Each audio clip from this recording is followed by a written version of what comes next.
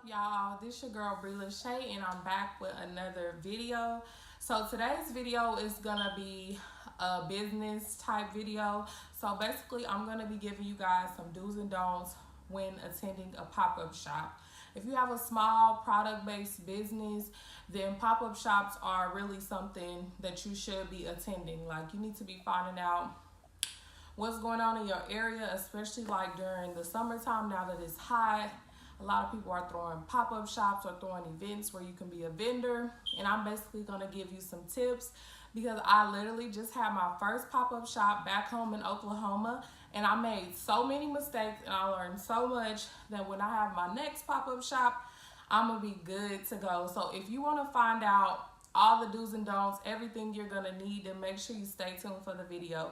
And don't forget to give me a thumbs up, like, comment, subscribe, all that. Tell your mama, sister, brother to subscribe to my channel. Watch my videos, support your girl. But stay tuned and we're going to get right into it. First things first, if you don't know, I have my own clothing boutique. It is an online only boutique. And I'm based out of Houston, Texas. So I decided to throw a pop-up shop / launch party back home in Oklahoma just because I don't know that many people here, and I just was so nervous that if I threw one here, no one would show up because my business is new and I don't really have a lot of friends here or really know a lot of people here. So I decided to do it back home in Oklahoma. And I also had other vendors come in and set up tables too.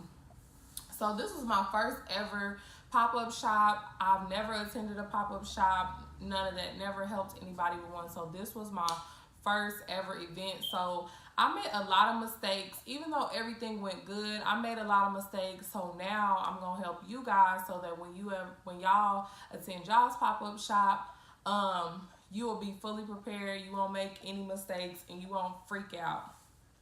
Thank God I have my friends there and my family, because I would have literally freaked out because I literally made so many mistakes. So let's just get right into everything.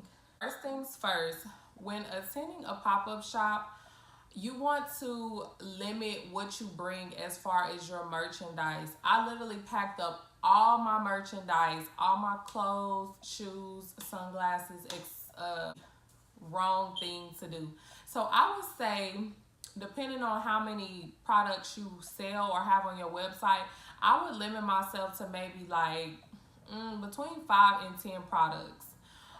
Just because it's a lot to pack up that many things, especially with clothing, and then unpack that stuff and set it up and like just keeping track of everything. So I would definitely limit myself to 5 to 10 items, just depending on what type of products you sell. Now if you sell smaller products, that's a little different, but like with clothing, I had so much stuff, it was just really hard to stay organized. So that's the first, like, limit your products, pick your best-selling things, or things that you think people will be drawn to, and then go from there. Secondly, time. Make sure you prepare ahead of time. I waited till the morning of, to like run around and get certain stuff, and I just did not manage my time properly. So make sure that you literally have all the stuff you need by the day before. Like, don't rush the morning of like, oh, I can just go, because you never know what might pop up and things happen, and you still want to be prepared. And just make sure that when going to the actual venue or event that you're going to be a vendor at, make sure that you arrive on time. The time that they give you to arrive to set up, make sure you are there before that time, so that when the doors are open or when you're able to go in, you have enough time to unpack your products, set it up on the displays that you have, and that way when it's time for people to come in, you can be greeting them, telling them about your business, and actively helping them. So limit your products, use your time wisely. Another thing I would say is make sure that you have somebody there to help you. it is key. Like for me, I had two of my friends, and thank God I did, because there was multiple people at my table. People was picking stuff. Do you have this in this size? Do you have that? And honestly, if I was by myself, I would have been so overwhelmed, like so overwhelmed. So make sure you bring at least one person to help you sell, and make sure that person kind of knows your product or your website or whatever, so that they can assist you and they won't always be like asking you or whatever. So in most pop-up shops that I've emailed to attend, they always give you a +1 for someone to help you. So yeah. Also, when attending, see, I threw my own, but when attending a pop-up shop, you want to know how many people are going to show up, and because some people charge a hefty amount. I only charge $25, so for my vendors, it really wasn't like a lose type of situation, just because it was only $25. But some pop-up shops charge $75, $100, $150, and you just want to be sure that you are able to make that money back, you know, even though it's still good to be there and get your brand out, but sometimes the pop-up shops are so expensive that you really losing out in a way, especially if they don't have a lot of foot traffic. So that's just a few tips just to give y'all. Now I'm going to actually show y'all what you need to be prepared for your pop-up shop, and mine is going to be, of course, geared towards clothing, but other brands can also use some of this too. Okay, so first things first, my website is through Shopify. So I made sure that I had an iPad set up with the Shopify app on there. That way when people were shopping, oh, let me correct myself, I have Shopify POS. So that's basically where you can sell in person, or they can still use a card, or you can take cash.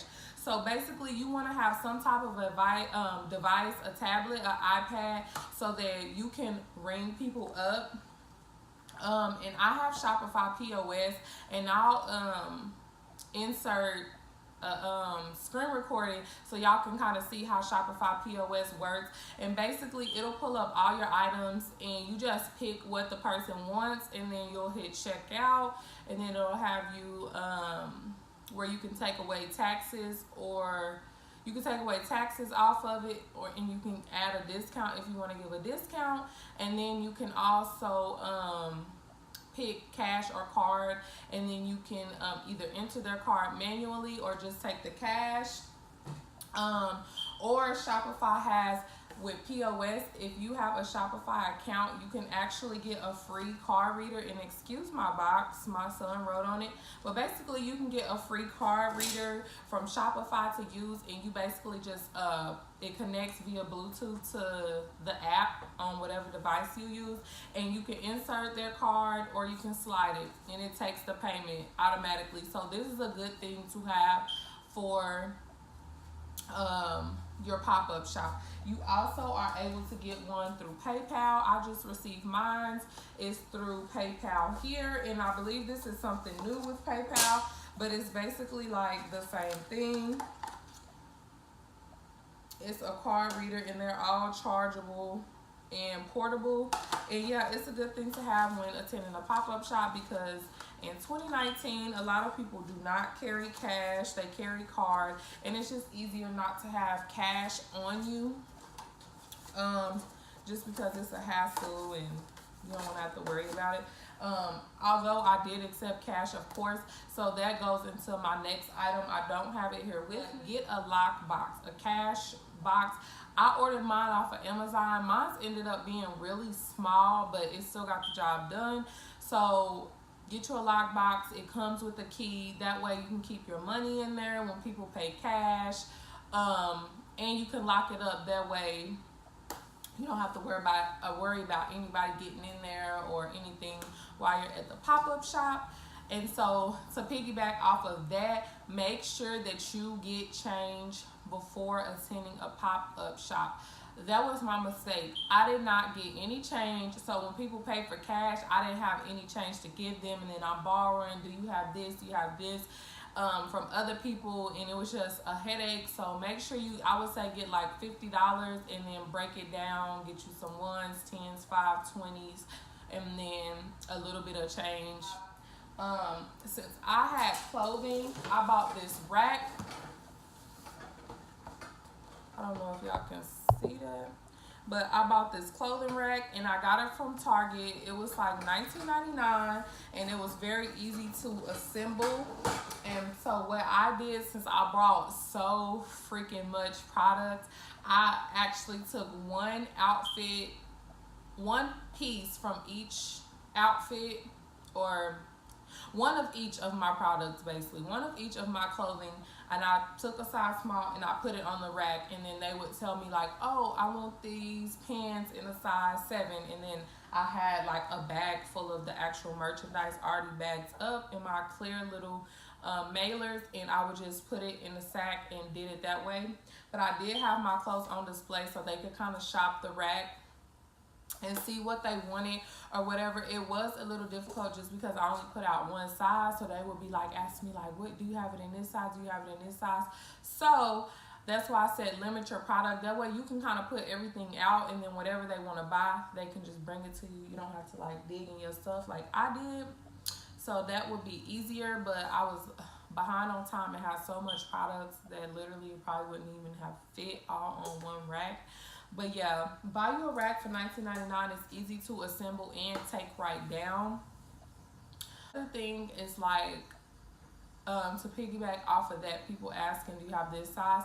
My clothes, they have my hang tags on there, but I don't have the price just because I'm online and I have not yet got a SKU or any type of pricing on my hang tags. So that's next. I would definitely add pricing on the hang tags just so it limits some of the questions, just because you're gonna have multiple people at your table. So you can literally make your own sizing stickers. You can go to Office Depot and have them printed out on the little Avery labels, or Uline or Amazon or whatever. You can get pricing stickers, or you can even buy some little blank white stickers and handwrite it if you need to do it that way. But definitely have the pricing on there. It just makes it a lot more easier, and it cuts down so many questions to you. People can actually just shop and look and see, oh, if they want to buy this piece for this price or whatever. Just makes it easier. So I have, of course, tops and bottoms. So I bought these clear hangers from Target, and I think it was like 6 in a pack for like $2 or so. But I just bought these cheap little hangers, and I'm gonna reuse them for more pop-up shops. And then I got the matching pant hangers to hang my bottoms on.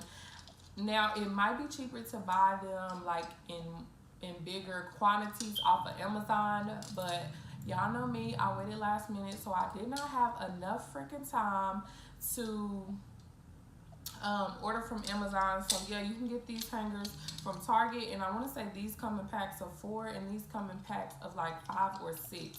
So they are really good to use. And if you're like me, I'm trying to hit all the pop-ups this summer. I'm trying to get my brand out there. I'm busting my ass to make my brand, just to bring brand awareness.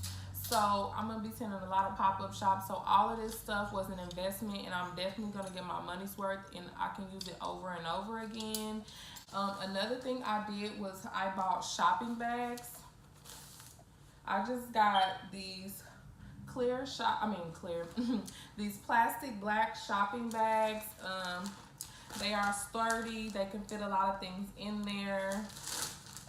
And I bought, I think it was like $100 for maybe like $15 maybe, or something like that. But I got these off of Amazon, and they really came in handy. I was able to use them. I can say, since I sell accessories like sunglasses, when people just bought that, I did have to put them in like this big old bag, or some people was just like, no, they don't want a bag.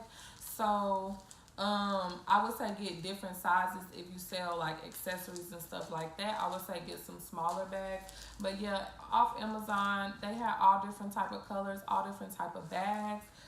If you want to get like custom, like actual boutique type bags, Alibaba has them, and there's so many different vendors, and you can actually like have bags with your name on there. That's the next step. It's good for branding purposes. And is, of course, I use these online, but thank you cards. I just have mine with my boutique name on the front, and then on the back it just says thank you. You're now a She Lux Babe. Tag She Lux Babe so we can see how you styled your pieces, and then I give them a 15% off code for their next purchase. It has our Instagram and then our website. And I put these in all online orders and all orders in person. So these were good to have, just so people may have never heard of your brand. So when they buy from you at a pop-up shop, it's good so that they can find you on social media. They can tag you. They can, if they like your pieces, they can find your website. If you don't have thank you cards, make sure that you have business cards to put in every bag, so that when people buy these pieces and they get home and they like them, or maybe they want to find more, or maybe they want to refer somebody to you, they have somewhere to refer them to.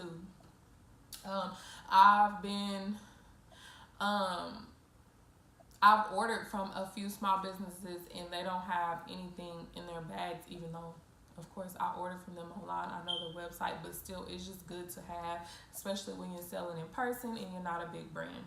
So make sure you either get business cards or thank you cards. I will put my graphic designer's Instagram in the description box. She designed these, and I just had them printed out at Office Depot, or you can get on Vistaprint if you're on a budget. They have really cheap business cards. I really don't believe in spending a whole bunch on like business cards, because honestly, when people give me their business cards, if I'm interested in them or what they got going, I'm gonna save their number or go to their website, and then I'm gonna toss the business card. Like, so I'm not spending a whole bunch. So Vistaprint is really good, or Office Depot. That's pretty much all I needed for the pop-up shop. I did a little extra just because I was throwing it. I had food and stuff, but if you're just attending someone else's, you won't need all that. So that's all I use. I can say keep a positive mindset, whether 2 people come. What the fuck is it? I will say keep a positive mindset, whether 2 people come or 100. That's 2 people that found out about your brand that may have not known. It's only the beginning. Well, for me, it's only the beginning, so don't beat yourself up about it.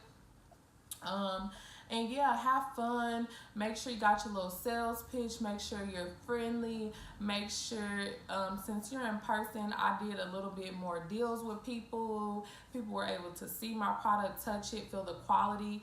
Our pop-up shop was very small and intimate, and I was literally like a few feet from the bathroom, so people were actually able to try products on, come model it, let me know how they like it. So it was very fun. I encourage all small business to network on social media, find different events where you can be a vendor or attend pop-up shops. It is very much so worth it. It brings a lot of brand awareness, and people can actually touch, see, and feel your products, and they can also feed off your energy. People love to buy stuff from people that they can relate to or that they feel has good energy. So that was very important for me, and just have fun with it. Have fun. You're doing something you love. You're showing people your baby, your pride and joy. So just have fun. And that's pretty much it. So thank you guys for watching. Thank you guys for all the love you continue to show me, and I'll see you guys in my next video. Bye.